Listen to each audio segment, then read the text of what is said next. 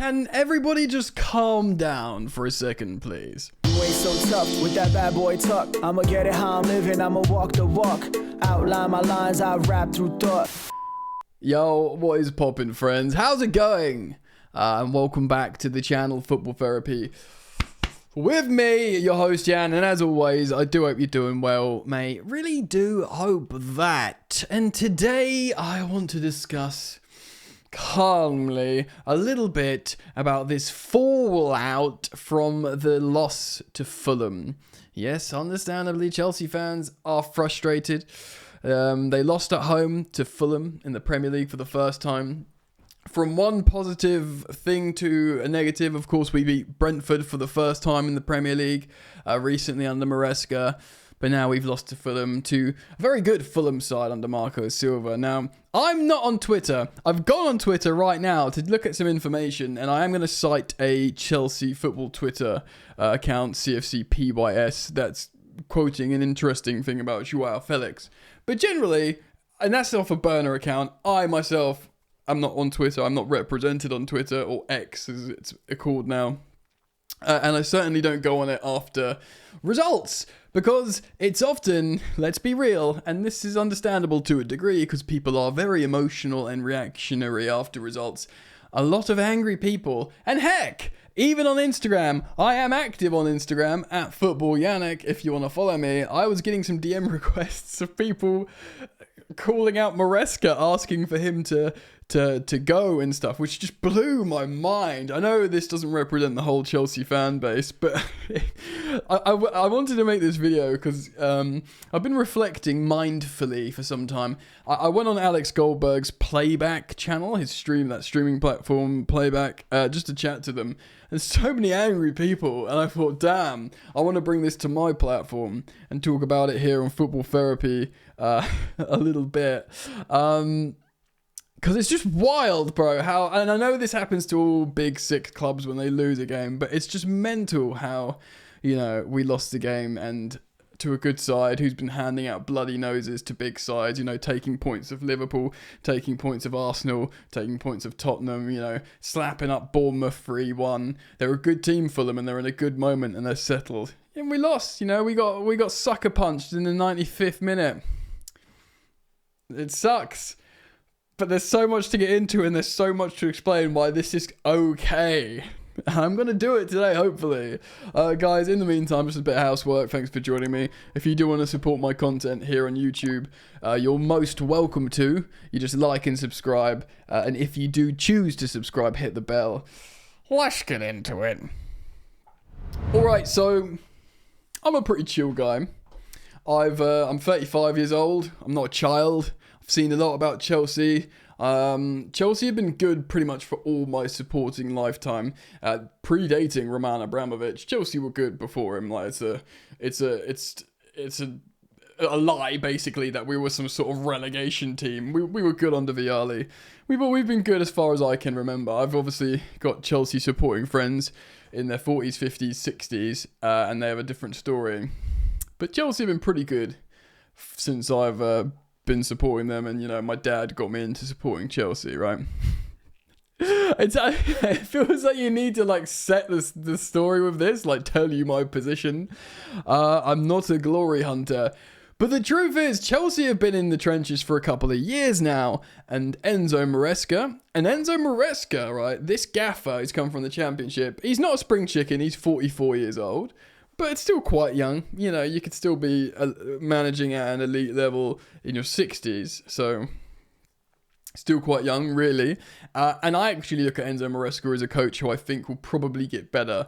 Not because he's only 44, but because of the kind of character he is. And how he looks like he's really suited for this role at Chelsea. Now, one of the reasons, and I'm not going to go into who's been saying what in terms of, you know, moaning about the loss yesterday. I just want to let you know that I'm making this video because there was a lot of noise. A lot of noise from, you know, big social media accounts, from small social media accounts. It's the kind of result that you'd go down the pub back in the day, I remember, before Twitter. many of these guys are young and probably weren't going to the pub before Twitter to talk about these results. It's just this echo chamber of social media now. But you'd go down the pub, you'd chat to someone over a beer and be like, that was annoying, you know, that was pretty crap and really frustrated with that. But then you'd have a beer, you'd chill out, and then be like, yeah, to be honest, it's fine. And you'd get there in the pub with someone, you'd talk about it mindfully, you won't be on your keyboard, and anger fuels anger, toxicity fuels toxicity, and everyone like gets a weird sort of dopamine hit from sharing such high octane rage. That's how social media works. It's literally how algorithmically it's dependent on, and that's why it keeps people locked in. Social media have these mechanisms to keep people locked in like that. It's the way it's built, right? It thrives off toxicity. X. So as soon as there's an opportunity for it, it lights like a flame, and it spreads like wildfire. But yeah, so back in the day, you'd sort of talk about it, like what's going well, frustrations, your criticisms of that game, and you'd move on, and then you'd talk about Chelsea holistically.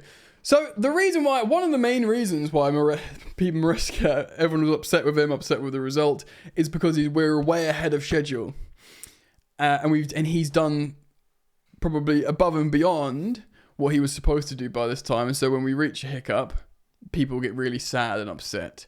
And they're suddenly thinking, Maresca's made us Chelsea again. We're Chelsea of old again in like a couple of months. So therefore, we're never going to lose to Fulham at home. But the truth is, Fulham are really effing good, especially against the better teams. Marco Silva's probably in the form of his life. Let's look at the reality of the game, shall we? Fulham are very, very settled under Silva. They've been with him for a few years. He's setting up really well. He doesn't have Europe. I know we're resting our first team, but it's the truth. They're setting up well. The onus was on them to take the risks at Stamford Bridge and not so much us, especially at the moment. And look, hindsight's 2020. I said on Alex Goldberg's playback yesterday, yeah, if you play the game again, make 5 substitutions, Enzo. Bring on Tyreek George for Pedro Neto, who not only was riding a yellow card, but he was erratically playing on the right-hand side.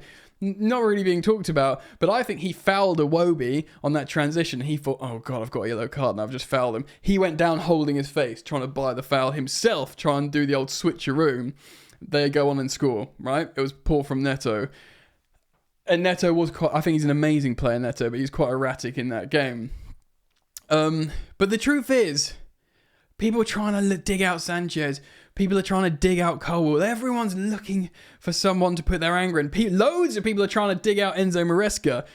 I'm not telling anyone how to support, their team and how to watch football, because of course that's a freedom that's afforded to every football fan, and you have full license to do so.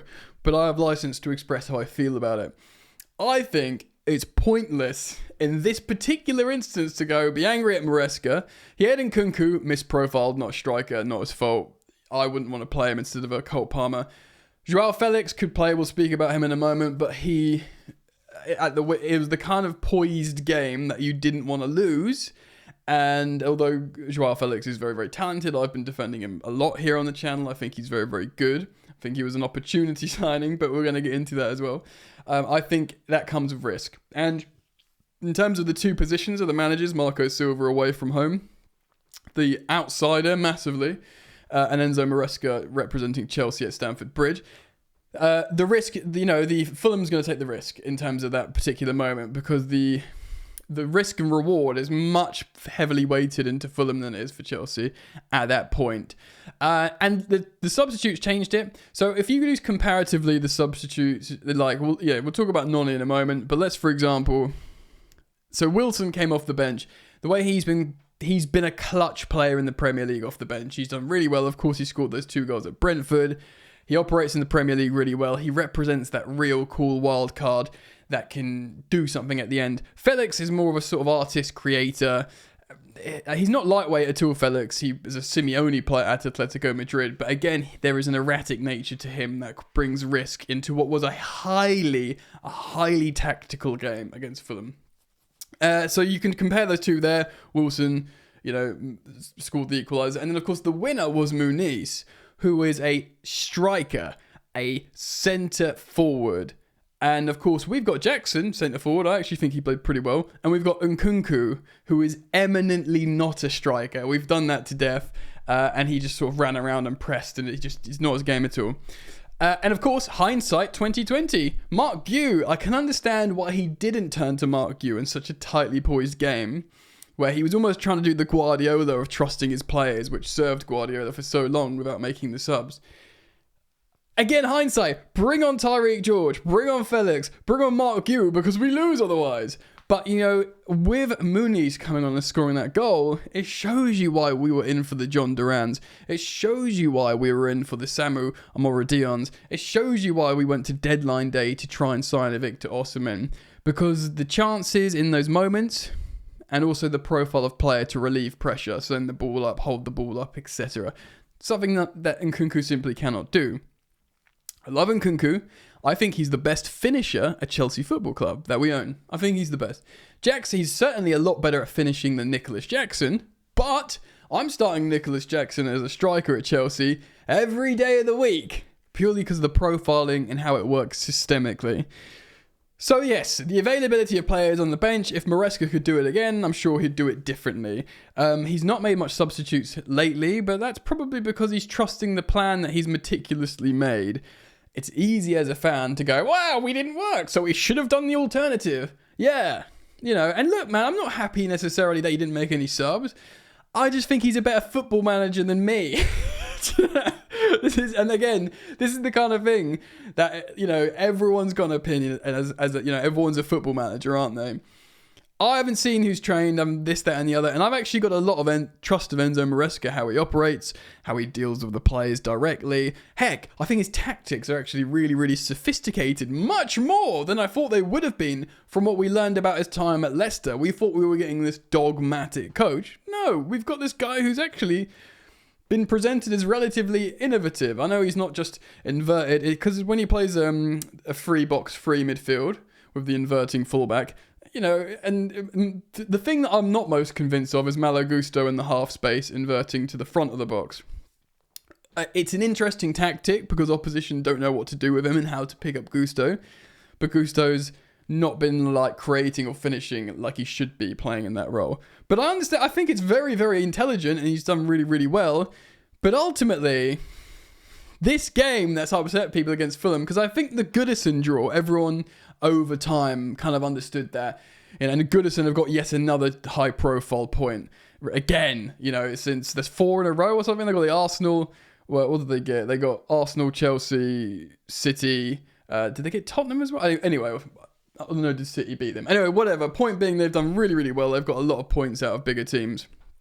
But, after that, listening to Maresca talk and listening to people who know a lot more about football than I talk about that Goodison draw, Chelsea had to play a different game. Chelsea are learning to play Enzo Maresca's football. They suddenly had to deal with Sean Dyche's weather storm that he put a curse on in Goodison. The ground wasn't good, the wind was bad, playing long ball. Suddenly this Chelsea team had to play a different style of football, and they rallied together and they kept a clean sheet away against a side, again giving bloody noses like Fulham. Good. Actually, a big learning experience. Heck, dare I say, a positive. Of course, you want to go there and win, but we never have to go back to Goodison. Anyway, we've done that.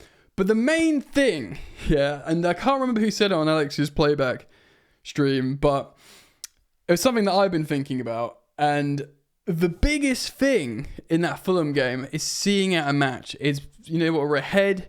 You draw in the 80th. You're winning in the 80th minute, and then you concede a goal. But before then, and even on 1-1, it's the experience to see out games, right? It's not Maresca, it's the players to see out games and protect what you have, whether that's a win or indeed a point. Again, a point against a Fulham side that have taken points off loads of other big sides recently that are motivated. And it has to be mentioned, guys. It really has to be mentioned. Fulham are a settled, developed, more senior team than Chelsea. Chelsea, and I'm sorry, but I have to say it again, are the youngest team in the Premier League by some distance.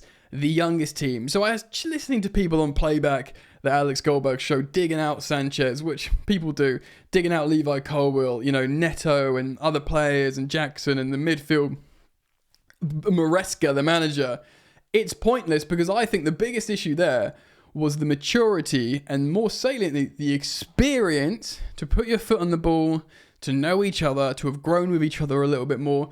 and this is very Chelsea, this. See out a game. Like, you know, Mourinho wouldn't have these young players. He'd have older players because he'd want that to happen. Now, fortunately, these players will become older with time, and they will learn each other a little bit more, and they will know how to see out games. That will just happen. A blip was coming, guys. And you know what? It's not a blip. We haven't lost 4-0 to Ipswich. I mean, we play Ipswich next, don't we? We lost 2-1 very late to a good Fulham team who have been handing out bloody noses. Our youth and inexperience was showing. It's fine. The blip was always going to come. Everyone at Chelsea says, no, we're not good enough to be in a title race yet. I haven't seen enough from these guys to think that they can see out games. And look, there's evidence to what Maresca's saying. He's told you this. He's like, yeah, this is going to happen. A blip will happen. Do you know what? Which is fine. I thought we finished 6th last season. And I said, actually, in the summer that, all right, they want to bank on this Maresca guy. Well, it's going to be long term. We might even need to experience a bit of regression after Pochettino for him to build back up. No, we didn't experience that. In fact, we look much better. This season, we've looked much better systemically, collectively, tactically than we did under Pochettino. We were the top goal scorers in the league coming into, this the game week just passed. I don't know if that's still the case. Amazing. Well ahead of schedule. And that we should celebrate. We should be very, very happy with that. There is so much teething issues and growing pains of a young side. And seeing out games like that is a huge example of that, guys. So, I don't know, be upset. You've lost the Fulham derby, again, to a good Fulham side. Not just some really one that's in a relegation battle that have just somehow battered us. It just simply wasn't the case. So I do want to speak about a couple of players. Noni Madueke wasn't chosen for a technical decision. I do wonder if there's something else there. We know Noni has had disciplinary and training issues before, and that's fine. If he's been misbehaving, punish him. Leave him out, and that's how they learn. That's all I can say.